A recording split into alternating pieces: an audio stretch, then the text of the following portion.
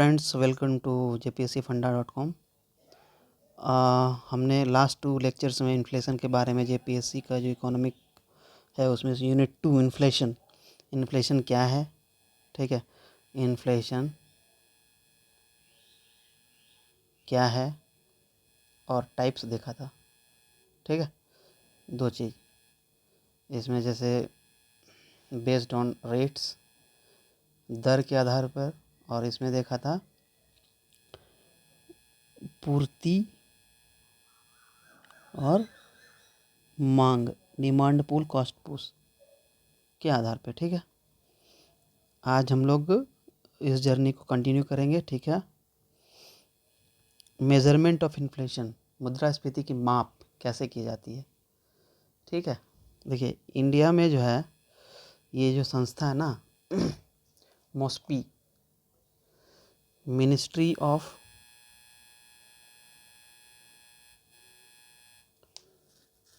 Statistics and programme implementation,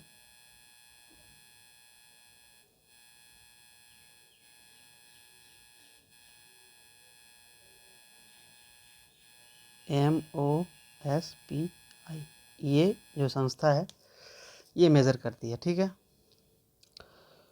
तो चलिए देखते हैं कैसे होता है ये, ठीक है। बेसिकली मतलब 2 तरह का इंडाइसेस हम लोग यूज़ करते हैं, ठीक है। ऐसे तो और भी इंडाइसेस हैं, लेकिन बेसिकली 2 ही यूज़ करते हैं। एक CPI, बहुत आप न्यूज़ में सुने होंगे, एक WPI। हाँ, और एक चीज़, इकोनॉमिक्स, साइंस वगैरह जो डायनेमिक सब्जेक्ट है उसमें एक पेपर आप लगा लीजिए, मतलब न्यूज़पेपर, ठीक है। ई पेपर लगा लीजिए या कुछ इस तरह का, ठीक है। तो आपको शुरू में समझ में नहीं आएगा, शुरू में आएगा कि I am a predicted GDP growth by this, अंतर्राष्ट्रीय मुद्रा कोष ने भारत की जो सकल घरेलू उत्पाद है इसके बारे में ये कहा, ठीक है। तो समझ में नहीं आएगा, लेकिन तब भी उसको पढ़िए, बस पढ़िए, समझ में आए या ना आए, देखिएगा धीरे धीरे वही चीज़ समझ में आने लगेगा आपको, ठीक है। तो आज हम लोग WPI और CPI के बारे में पढ़ेंगे, ये दोनों, ठीक है। चलिए देखते हैं, और उसी से आपका ना, उसी ई पेपर से आपका डायनेमिक आप लिंक कर पाएंगे। जो हम लोग पढ़ेंगे ना वो मेंस के लिए आपको बहुत इंपॉर्टेंट हो, क्योंकि इकोनॉमिक, साइंस, ये सब ना आपको करंट तो डालना ही पड़ेगा, अदरवाइज़ आप मतलब मार्क्स नहीं मिलेगा आपको, बस, ठीक है। देखिए यहाँ पे लिखा है, इंडिया में इन्फ्लेशन 2 तरीके से मापा जाता है, एक WPI थोक मूल्य सूचकांक, एक CPI उपभोक्ता मूल्य सूचकांक, ठीक है।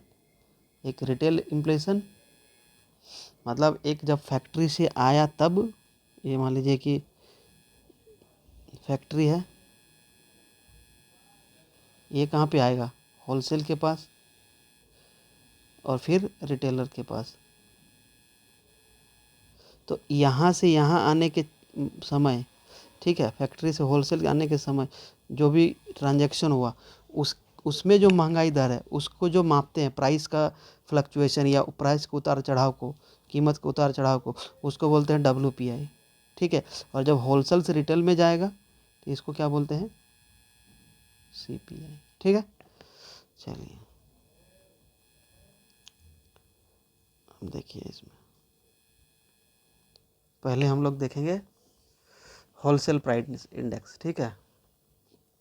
WPI यहाँ पे देख लेते हैं, हल्का सा CPI WPI, ठीक है। पहले CPI देख लेते हैं, चलिए, या होलसेल देख लेते हैं, पहले मैंने लिख दिया है यहाँ पे, तो होलसेल देख लेते हैं इसको, WPI, ठीक है। क्या है,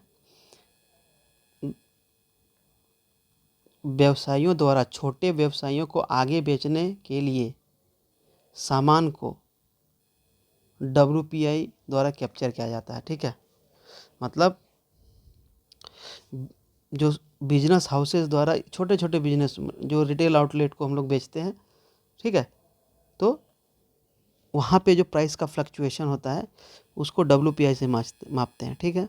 CPI क्या करता है, इसमें जो गुड्स एंड सर्विसेज का है, ठीक है, कब, जब इंडियन कंज्यूमर बाय करता है, कहाँ से, जैसे हम लोग हाइपर मार्केट चले गए, सुपर मार्केट चले गए, किराना वाले के पास चले गए, उस समय जो हमको महंगाई या प्राइस में फ्लक्चुएशन उतार चढ़ाव को मापते हैं उसको मापते हैं सीपीआई, कंज्यूमर प्राइस इंडेक्स। नाम ही बता रहा है कंज्यूमर और होलसेल, ठीक है। देखिए एक कॉन्सेप्ट देख लीजिए, इसमें समझ में आ जाएगा। जैसे कोई खेत है, वहाँ पे एक फार्मर काम करता है, ठीक है। कोई भी सामान कहाँ से आता है? प्रकृति से आता है, कोई उपजाता है प्रकृति के हेल्प से, ठीक है। तो जो उपजा रहा है, मान लीजिए कि एक धान है या कुछ भी है, जो फार्मर ने गेहूँ उगाया, तो फार्मर उगाएगा, ठीक है। यहाँ पे मैं पहले का नोट्स था तो जनवरी 16, ठीक है। अभी क्या है, मान लीजिए कि जनवरी 23 था, अभी जनवरी 24 है, ठीक है। तो प्रोड्यूसर जब प्रोड्यूस करेगा, ठीक है, उस समय जो उसको लागत के अनुसार जो भी मान लीजिए कि 15 रुपया था, ठीक है। तो फार्मर जैसे जैसे जैसे ट्रांजैक्शन बढ़ता है ना, मान लीजिए फार्मर से जाएगा मंडी, मंडी से रिटेलर या होलसेलर के पास, तो वैसे वैसे इन्फ्लेशन का मतलब दर भी बढ़ता है, ठीक है। तो फार्मर के लेवल भी बहुत कम बढ़ेगा। मान लीजिए कि जीरो बढ़ा, एक जीरो नहीं बढ़ेगा, बट मान लीजिए 15 रुपया जनवरी 23 में भी था, कोई सामान जब उपजाया उसने, तो उसको 15 रुपया ही ने उसको बेचा, क्योंकि उसका जो लागत मूल्य था ज़्यादा उसमें वेरिएशन नहीं दिखा उसको। उसके बाद सामान उमान था, उसने प्रोड्यूस कर दिया 15 रुपया में, ठीक है। और जनवरी 24 में भी 15 रुपया में, ठीक है। उसके बाद फार्मर से मंडी में गया, तो जैसे 15 रुपया में बेचा और जनवरी में भी 15 रुपया में बेचा, ठीक है। यहाँ से उसके बाद क्या है, क्योंकि मान लीजिए कोई मिडिल मैन नहीं था, कोई पेट्रोल भाड़ा कुछ नहीं लगा, बस 15-15 रुपया में हो गया। जब मंडी में आया, ठीक है, तो यहाँ पे क्या होता है, यहाँ पे देखिए अब क्या है, लोग का प्रॉफिट मार्जिन है ना, सारा कॉन्सेप्ट इन्फ्लेशन का आने लगता है। वहाँ पे प्रोसेसिंग भी होगा गेहूं का, वहाँ पे मशीनरी काम करेगी, उसका प्राइस बढ़ा होगा। तो जिसके कारण से मान लीजिए कि 20 रुपया जनवरी 23 में इसने बेचा था, अभी 22 हुआ, तो कितना बढ़ा। यहाँ पे देखिए 2 रुपया बढ़ा, ये 5 रुपया, यहाँ कितना बढ़ गया 7 रुपया, 2 रुपया बढ़ा, ठीक है। 20 से ये मान लीजिए 22 रुपया हुआ, ठीक है, मार्केट पे। अब फिर ये आगे बिकेगा, होलसेल से कस्टमर के पास जाएगा, ठीक है, या रिटेलर के पास जाएगा। मान लीजिए ये 20 से 30 या और ये 22 से 40 हो गया, तो देखिए ये 10। तो जैसे जैसे ट्रांजैक्शन प्रोसेस होगा वैसे वैसे महंगाई बढ़ता है, ठीक है। अब देखिए, तो ये जब यहाँ से यहाँ आएगा पीपीआई, फिर यहाँ से जब यहाँ आएगा डब्ल्यूपीआई, फिर यहाँ रिटेलर से जब कंज्यूमर के पास चला जाएगा तो सीपीआई, ठीक है। मंडी से जब स्मॉल लीटर के पास जाएगा डब्ल्यूपीआई, और रिटेलर के पास स्मॉल कंज्यूमर के पास जाएगा तो सीपीआई, ठीक है। ये इस तरह से चलता है, ठीक है। अब थोड़ा सा हम लोग एक कॉन्सेप्ट देख लेते हैं पीपीआई का, ठीक है। क्या है? Producer price index. देखिए इसका इंडिया में यूज़ होता नहीं है, ठीक है, लेकिन तब भी हम लोग देख लेते हैं ये होता क्या है। मतलब पीपीआई, इसमें जब है ना, ये मेज़र करता है प्राइस चेंज, कीमतों में वृद्धि या घटाव को कब, जब मतलब जो सामान है ना, जब सामान मतलब प्रोडक्शन मतलब फैक्ट्री को लीव करता है, प्लेस ऑफ प्रोडक्शन, या फैक्ट्री के अंदर जाता है, या फैक्ट्री के अंदर जाता है, ठीक है। उस समय जो प्राइस का फ्लक्चुएशन होगा, ठीक है, उस फ्लक्चुएशन को मेजर करता है पीपीआई, ठीक है। देखिए लिखा है when the goods leave the place of production और as they enter the production process, ठीक है। हाँ देखिए, जब वस्तु उत्पादन स्थल से बाहर निकलता है या उत्पादन की प्रक्रिया में प्रवेश करता है, ठीक। अच्छा, ये सेलर पॉइंट ऑफ व्यू, विक्रेता के पॉइंट से, ठीक है, इसमें उत्पादन मतलब ये जो पीपीआई है विक्रेता के मतलब सेलर पॉइंट ऑफ व्यू से इन्फ्लेशन को मेज़र करता है। ठीक है, ठीक है। इसका ऑब्जेक्टिव क्या है कि भाई मतलब इसका एक उद्देश्य है कि क्या उद्देश्य है कि जैसे जब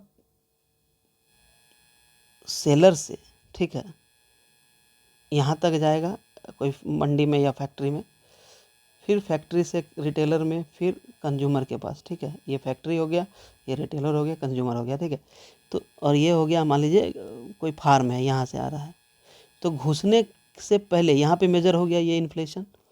यहाँ पे इन्फ्लेशन है मतलब यहाँ भी प्राइस बढ़ेगा, रिटेलर के पास, कंज्यूमर के पास भी बढ़ेगा। ठीक है, तो जब यहाँ पे बढ़ गया तो यहीं पे गवर्नमेंट को मतलब आगाह हो जाना चाहिए कि भाई इन्फ्लेशन बढ़ रहा है, we need to take some measure, कुछ मेज़र लेना चाहिए। तो क्या है, एक तरह का इंडिकेटर है। ठीक है, कि CPI WPI बढ़ने वाला है। ठीक है, to address rise in prices as producer labour before they pass to consumer, उपभोक्ता से जाने से पहले इससे हम लोग इन्फ्लेशन को मेजर कर सकते हैं। ठीक है, ये इनडायरेक्ट टैक्स मतलब एकदम रॉ फैक्ट्री में उत्पादन हो रहा है, जहाँ पे indirect tax, transport, trade margin कुछ भी नहीं है, बस कहीं फार्म में प्रोड्यूस हुआ वो फैक्ट्री के अंदर जा रहा है। ठीक है, उस समय जो एकदम इनिशियल लेवल पे जो गुड्स का फ्लो है from the farm then retail output या होलसेल, मतलब कोई एक खेत से फिर फैक्ट्री में, फिर होलसेलर के पास, रिटेलर के पास, कंज्यूमर के पास, उससे पहले ही हमें इंडिकेशन मिलता है कि यहाँ पे महंगाई बढ़ा है। तो देखते हैं कि मतलब गवर्नमेंट को एक हिंट मिलता है या हमें हिंट मिलता है कि CPI WPI मतलब रिटेल लेवल या कंज्यूमर लेवल पे इन्फ्लेशन आएगा। ठीक है, अच्छा, इंडिया में ये फॉर्मुलेट नहीं किया जाता, क्यों? क्योंकि अनऑर्गेनाइज डाटा है। ठीक है, कितना हमारे पास बहुत सारा कंज्यूमर ये किसान का डाटा नहीं है, कहाँ क्या बिक रहा है उसका पता नहीं है। ठीक है, अनऑर्गेनाइज सेक्टर जो बोलते हैं। ठीक है, उसके बाद ये एक सूचना है CPI का, जैसे हमने देखा कि भाई CPI में इन्फ्लेशन से पहले ये दिखा देता है PPI कि भाई प्रोडक्शन लेवल पर ही शुरुआती दौर में ही इन्फ्लेशन है। अच्छा, इसको मेज़र कैसे करते हैं? वही बताए थे कि हज़ारों यदि गुड्स है इंडिया में, लाखों गुड्स है, वस्तु है, तो सबका इन्फ्लेशन मेजर नहीं करते, एक लिस्ट बनाती है जो मॉस्पी है, NSSO है, ये लोग मिलके।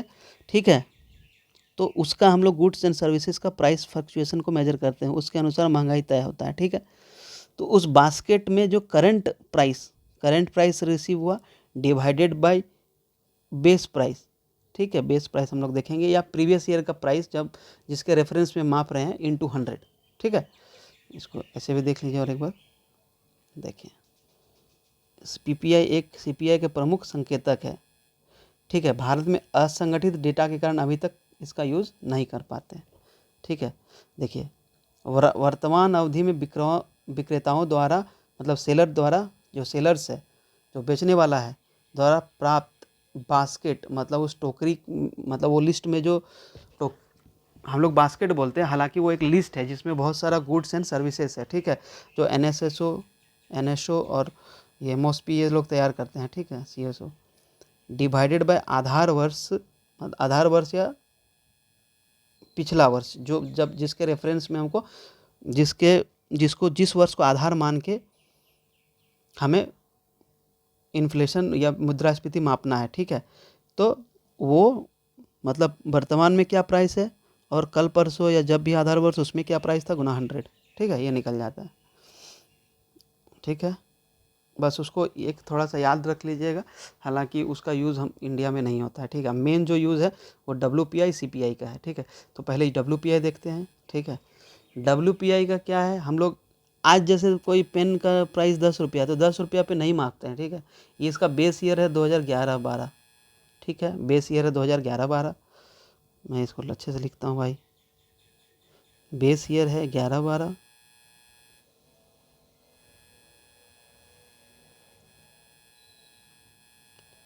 किसका? WPI का। ठीक है, कितना? अच्छा, हम बताए थे कि एक लिस्ट होता है जिसमें सारा गुड्स नहीं, कुछ चुनिंदा गुड्स को गवर्नमेंट आइडेंटिफाई करती है, उसी का प्राइस मापते हैं और उसी को मान लिया जाता है कि महंगाई इतना है होलसेल लेवल पे। ठीक है, होलसेल प्राइस इंडेक्स, ठीक है। इसमें क्या हो जाएगा, नंबर ऑफ गुड्स क्या है, वस्तुओं की संख्या 697, ठीक है। ये कैलकुलेट कौन करता है भाई, कैलकुलेट कौन करता है, अभी बताया था,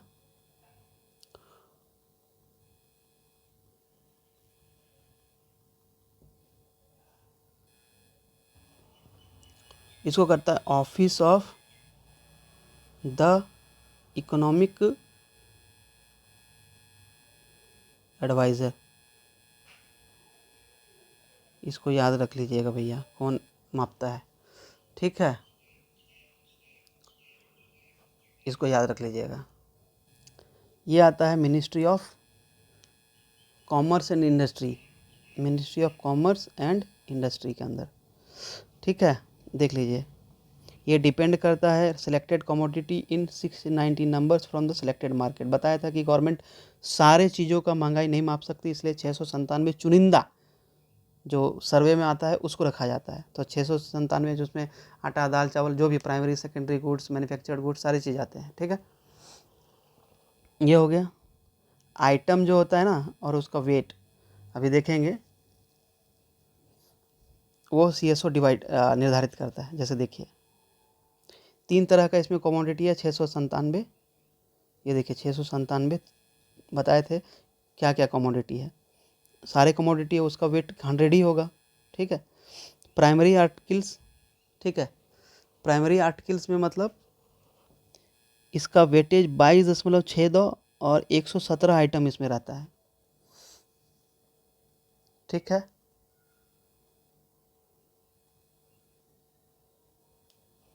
उसके बाद फ्यूल एंड पावर, खाद्य और जो मतलब डीजल, पेट्रोल, ये सब का मिला के उसको वेटेज दिया गया है 16, ठीक है। इस देखिए इसमें कम वेटेज दिया गया है, ठीक है। इसका 22 सबसे ज़्यादा वेटेज मैन्युफैक्चर्ड जो सेकेंडरी सेक्टर है उसको दिया गया है। उसका कितना संख्या है गुड्स, 564, इसका वेट भी 64.23 है, ठीक है। अच्छा, ये वेट कैसे डिसाइड होता है कि 22 है, 13 है, ये होता है कितना इस किस चीज़ का कितना खरीद बिक्री है, ठीक है, उस हिसाब से उसको वेट दिया जाता है, ठीक है।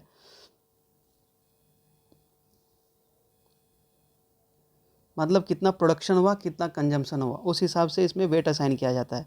117 आर्टिकल है, उसका वेट दिया गया 22.62। 16 आर्टिकल फ्यूल एंड पावर का है तो 13.515, और 564 है आपका मैन्युफैक्चर सेकेंडरी सेक्टर का 64.23। यहाँ पे देखिए क्या है, ओनली गुड्स माने वस्तु है, not services, very very important.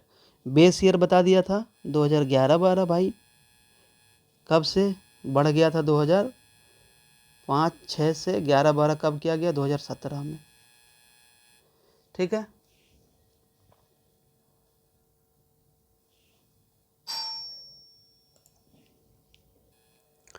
मतलब वेट का मतलब ये हुआ, सॉरी यहाँ पे थे 2017 में इसका हम लोग चेंज हुआ था, इसका जो बेस ईयर है, ठीक है।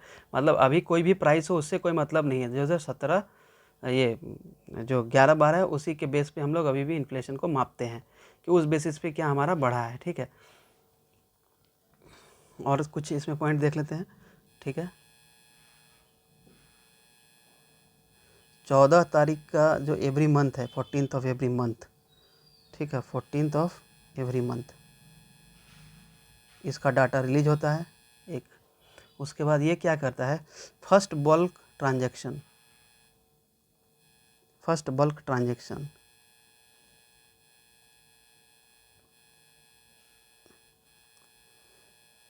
जब भी होता है बल्क में ट्रांजैक्शन, उस समय प्राइस फ्लक्चुएशन को मापता है, प्राइस इंक्रीज और डिक्रीज, मतलब दर में वृद्धि या कमी, इस चीज़ को मापता है, ठीक है। अच्छा, दूसरा क्या है, एक चीज़ बताना था कि 5-6 से 11-12 हुआ 17 में, किसके रिकमेंडेशन पे? सौमित्र चौधरी कमेटी, मित्र चौधरी कमेटी, इनके रिकमेंडे पे, ठीक है। और ये सिर्फ गुड्स को इंक्लूड करता है, नॉट सर्विसेज।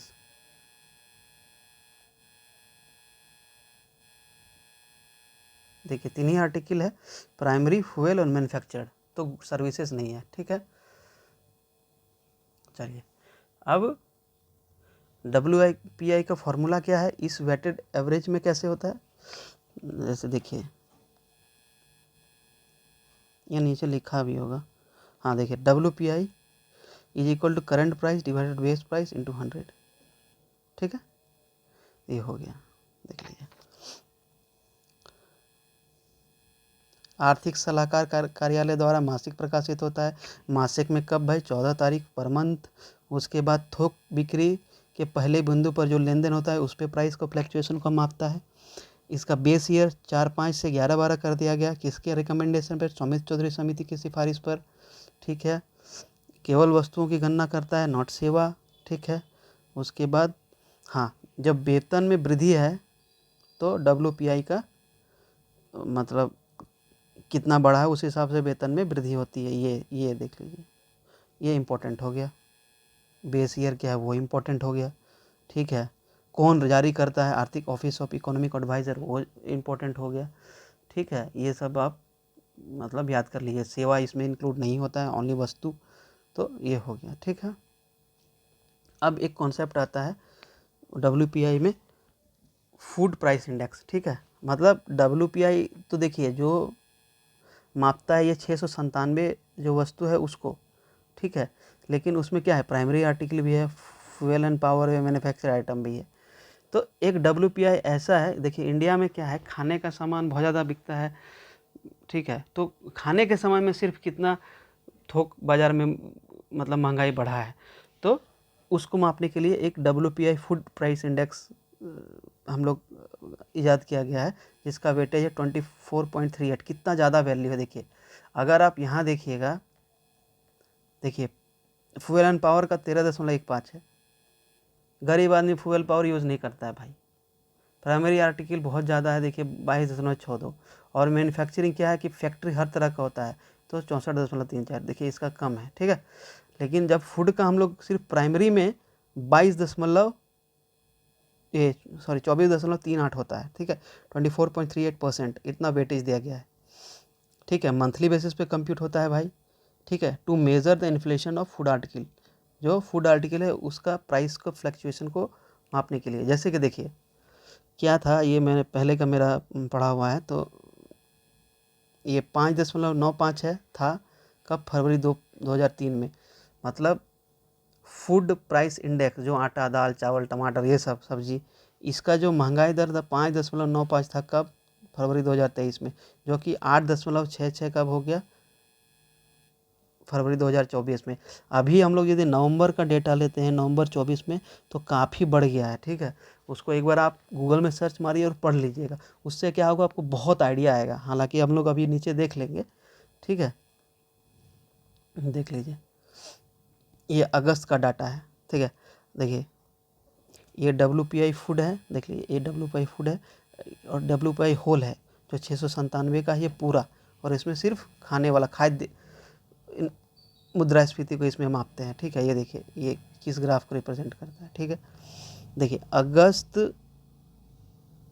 2023 में -0.46 था, मतलब बहुत सस्ता टाइप का सामान था पूरा WPI, ठीक है।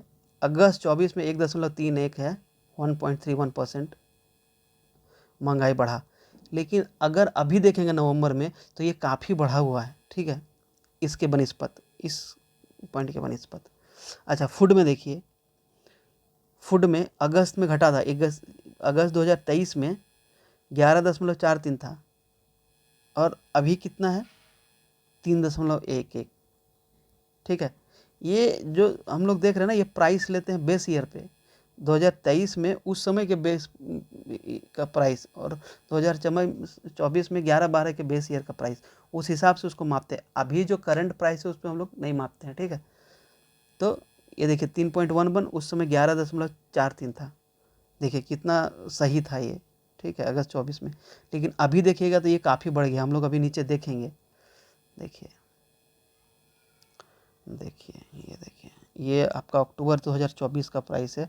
WPI फूड देखिए 13.5%। देखिए प्याज ये सब का कितना ज़्यादा बढ़ गया है। और WPI भी 2.4% पे हमारा था, ठीक है। और देखिए जनवरी 23 या जनवरी 24 में कितना था, बहुत नीचे तक चला गया था एकदम से। हमको लगता है ये पॉइंट में कुछ होगा यहाँ पे, ठीक है। और ये गैप देखिए यहाँ से जनवरी 24 में, अभी देखिए कितना ज़्यादा बढ़ गया है, 13.5%।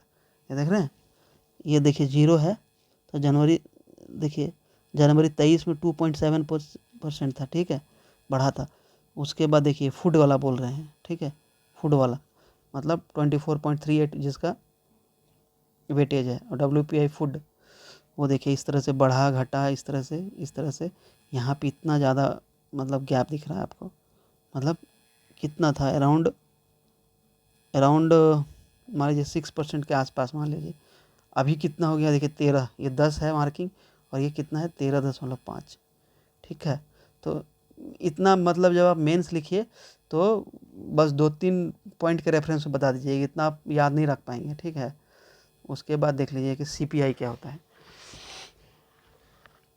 CPI क्या है, बेस ईयर 2012 है, याद रखिएगा। 2012 और 11-12, WPI का 11-12, 2012 है CPI का। इसको कौन मेज़र करता है, मंथली मेज़र होता है भाई, मासिक रूप से। कौन इसको मापता है, नेशनल स्टैटिस्टिकल ऑफिस, ठीक है। और बेस ईयर 2012 होता है, ठीक।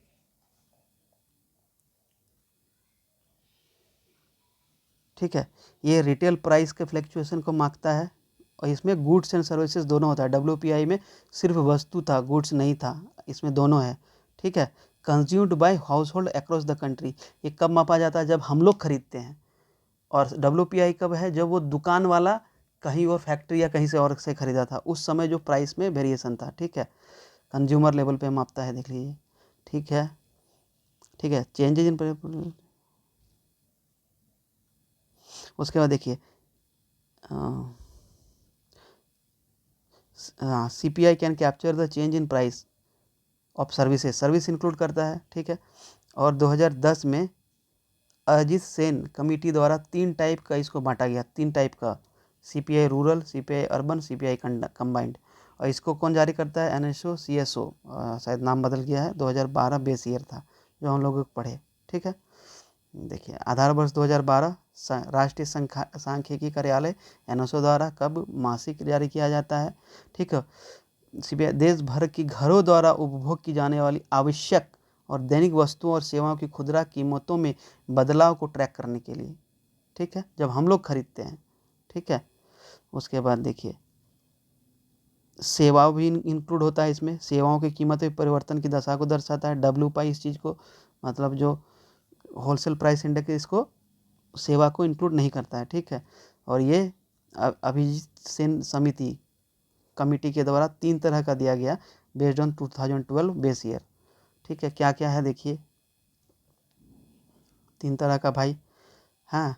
CPI रूरल हो गया, CPI अर्बन हो गया, ऑल इंडिया।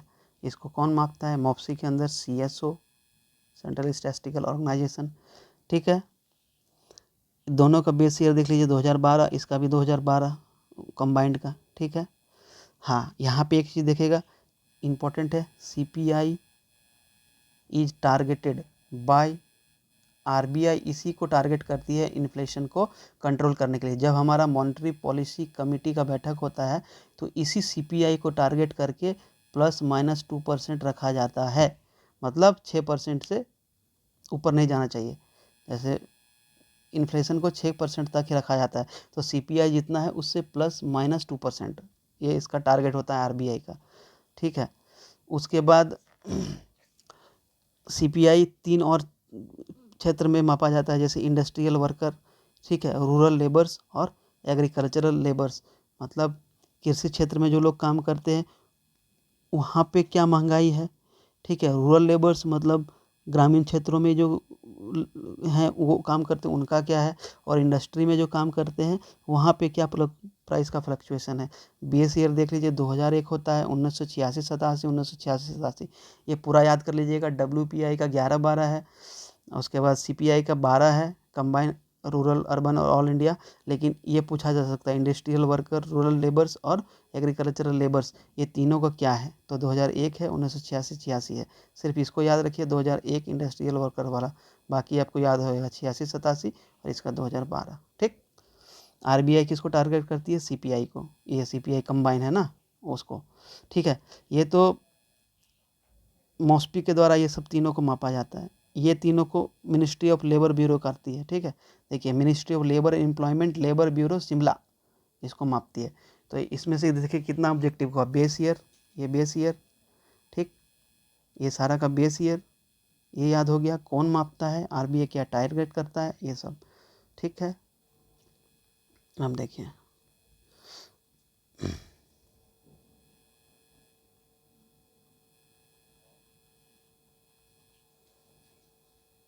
देखिए यहाँ पे लिखा है RBI MPC monetary policy committee targets CPI 4 ± 2। ठीक है। RBI ने इसको की मेजर की तरह अडॉप्ट किया है इन्फ्लेशन को मापने के लिए। अच्छा, WPI के अकॉर्डिंग हमारा क्या बढ़ता है, सैलरी, बट डियरनेस महंगाई भत्ता, डियरनेस अलाउंस जो है वो WPI में बढ़ता है, जो 6 महीना में मिलता है। ठीक है। ये देखिए सरकारी कर्मचारी को DA की गणना की जाती है CPI पे, और RBI 2014 से CPI को बेस मानती है इन्फ्लेशन कंट्रोल करने के लिए। ठीक है। अच्छा, अब फिर यहाँ से एक बार CPI कंबाइन कवर्स जो ग्रामीण और शहरी क्षेत्र है दोनों को कंबाइन करके इन्फ्लेशन मापा जाता है। वहाँ पे क्या जब लोग खरीदते हैं तो वहाँ पे क्या महंगाई देख रहे हैं, तो 2012 इसका बेस ईयर है। कौन मापता है, ministry of programme statistics and MOS होगा, MOP नहीं होगा, ministry of statistics and programme implementation. ठीक है। इसमें अर्बन में क्या होता है, अर्बन में शहरी क्षेत्र में 114 वस्तुओं को इंक्लूड किया जाता है, 114 तरह की वस्तुओं को। वो कौन डिसाइड करता है, NSSO का स्टाफ। वो लोग साल भर महीना भर इस सब में जाते हैं, अलग अलग जगह क्या किस तरह का कंजम्पशन है, और उस तरह से उसके आधार पे क्या प्रोडक्शन कंजम्पशन है, कितना क्या किस चीज़ का कंजम्पशन है, उसको लेके 114 चीज़ों का लिस्ट बनाते हैं। ठीक है। वहीं अगर रूरल में देखें तो 1118 विलेज जाते हैं। ठीक है। उसके बाद देखिए CPI इंडस्ट्रियल, ठीक है, कवर्स इंडस्ट्रियल सेक्टर में क्या महंगाई है। 2016 बेस ईयर शायद आई थिंक चेंज हुआ है CPI इंडस्ट्रियल का 2001 से। ठीक है। बाकी CPI एग्रीकल्चर का वही है 1986 से 87। मापता कौन है, ठीक है, इसका यूज़ क्या है, देखिए पे कमीशन है ना, और DA ये CPI इंडस्ट्रियल पर है, और CPI एग्रीकल्चर पर क्या होता है, एग्रीकल्चरल लेबर्स का जो इंसेंटिव है ना वो स्टेट के द्वारा। ठीक है। देखिए अभी के तुलना में 2024 नवंबर ओवर 23 का जो नवंबर का महीना था, और अभी 24 का जो नवंबर अभी चल रहा है, उसमें देखिए इन्फ्लेशन रेट कितना बड़ा है, 5.48%। रूरल कितना बड़ा है, 5.95%। अर्बन कितना, 4.83। ठीक है। Food inflation 9.04। ठीक है। CPI not WPI। तो ये आपको दोनों को देखना पड़ेगा कि किसका कितना वेटेज है। ठीक है।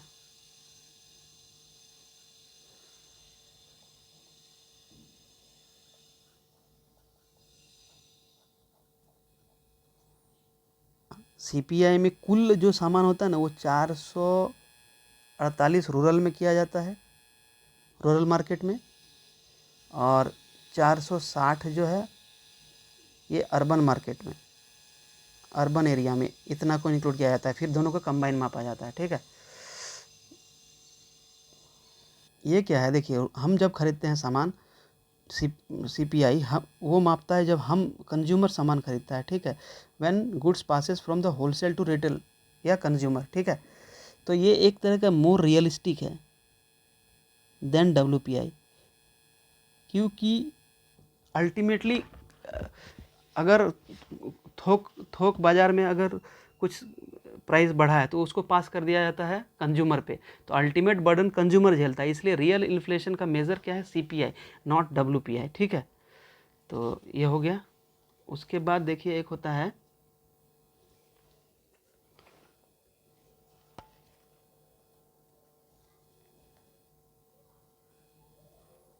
हाँ, यहाँ देखिए किस तरह से ईयर बाय ईयर इन्फ्लेशन बढ़ा, ये तो हम बता दिए कि मतलब क्या बढ़ा था, 5.48 था नवंबर 2023 के बनिस्बत, अभी क्या बढ़ा है 5.48% बढ़ा है, ठीक है। और रूरल इन्फ्लेशन 5.95, अर्बन इन्फ्लेशन 4.83, ठीक है। ये सब मेंस में लिखने का, ये सब ऑब्जेक्टिव में ऐसा कुछ नहीं, आ भी सकता है नहीं भी, उतना इंपॉर्टेंट, लेकिन ये जो है ना 2012 बेस ईयर, कितना मार्केट होता है, कितना गुड्स एंड सर्विसेज है इंक्लूड किया जाता है, ठीक है। ये सब आपको कौन सा यूज़ होता है सैलरी बढ़ने के लिए, कौन सा यूज़ होता है डियरनेस अलाउंस बढ़ने के लिए, ठीक है, कौन सा यूज़ होता है एग्रीकल्चर लेबर्स का वेज बढ़ाने के लिए, ठीक है, कौन सा यूज़ होता है आपका इंडस्ट्रियल के लिए, ठीक है। ये सब आपको मतलब बहुत इंपॉर्टेंट है। RBI द्वारा कौन सा WPI को टारगेट करते हैं, मॉनेटरी पॉलिसी कमेटी के द्वारा कि CPI को करते हैं, ठीक है। अभी एक झलक देख लीजिए, अक्टूबर 24 और नवंबर 24 महीना, मतलब लास्ट मंथ और दिस मंथ, ऐसे देखिए रूरल में 6.68 था, कब, अक्टूबर 24 में, ठीक है। और नवंबर 24 में 5.95 आ गया, घटा है, ठीक है। अर्बन का क्या हुआ भाई, 5.62 से 4.83, ये भी घटा है। फिर कंबाइंड 6.21 से 5.48, तो अक्टूबर से नवंबर में घटा है, ठीक है। लेकिन फूड का हम लोग देखे थे, फूड का जब हम लोग WPI फूड का क्यों इसमें ज़्यादा वेटेज दिया है फूड का, ये जो फूड का हम लोग देखे थे, देखिए कितना बढ़ गया था 13.5, ठीक है, सिर्फ फूड का मापने पे। ये तो कंबाइंड माप रहे हैं ना, तो दिख रहा है सिर्फ फूड सेक्टर का मापने पे हम देखे। अच्छा देखिए यहाँ पे फार्म से जब होलसेल में गया तो WPI मेजर किया, ठीक, फार्म है ये, यहाँ से जब गया यहाँ होलसेल रिपोर्ट पे, ठीक है। यहाँ से क्या हुआ, रिटेल मार्केट में छोटा छोटा दुकान या मान लीजिए हाइपर मार्केट, ये सब में गया तो यहाँ पे ये रिटेल शॉप है, ठीक है, ठीक है, WPI। और जब यहाँ से गया यहाँ पे कंज्यूमर के पास, ठीक है, तो इसको बोलते हैं CPI, ठीक। ये फिगर आपको बनाना है, अगर CPI WPI में अंतर पूछता है कि what do you mean by inflation, types of inflation and measurement therefore, ठीक है। तो जैसे ही मतलब इन मेजरमेंट पे लिखेंगे तो ये दोनों, ये पिक्चर बनाना है आपको, ठीक है। अब थोड़ा सा हम लोग देख लेते हैं WPI CPI का मीनिंग, दोनों में डिफरेंस क्या है WPI और CPI में। देखिए देखिए it measure the change in the price of commodities as the wholesale level, wholesale level पे क्या प्राइस में फ्लक्चुएशन पढ़ लिए थे हम लोग, ये रिटेल लेवल पे मापता है CPI। अच्छा कौन पब्लिश करता है भाई, office of economic adviser, ministry of commerce and industry, ठीक है। और CPI कौन, सेंट्रल CSO करता है जो कि MOPSI के अंदर आता है, MOSPI, ठीक। WPI ओनली वस्तु का महंगाई को मापता है, जबकि CPI दोनों गुड्स एंड सर्विसेज दोनों, ठीक है। फर्स्ट स्टेज ऑफ ट्रांजैक्शन, जैसे ही फार्म से होलसेल सेक्टर में आया तो WPI से इसका महंगाई को मापते हैं। ये फाइनल स्टेज मतलब जब कंज्यूमर खरीदा उस समय CPI का यूज़ करते हैं, ठीक। उसके बाद प्राइस कौन पे करता है, मैन्युफैक्चरर एंड होलसेलर्स, CPI में कंज्यूमर्स। 697 प्राइमरी फ्यूल और जो आपका मैन्युफैक्चर प्रोडक्ट है उसका इंक्लूड करते हैं 697 में, वेटेज हमने देख लिया था। और यहाँ पे 448 आपका रूरल, 460 आपका अर्बन, ठीक है। इसमें जैसे मैन्युफैक्चर्ड आइटम का ज़्यादा वैल्यू होता है आपका WPI में, जैसे machinery, intermediate goods, manufacture goods, ये सब। जबकि CPI में जो कंजम्पशन ज़्यादा है उसका यूज़ होता है, उसका वेटेज ज़्यादा होता है, ठीक है। वो हम लोग देख लेंगे अभी कैसे, ठीक है। इसमें बेस ईयर देख लिए WPI के 11-12 है, इसमें 2012 है, ठीक है।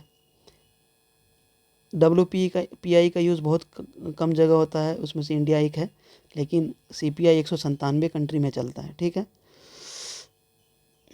ये था हमारा बेसिक डिफरेंस, ठीक है।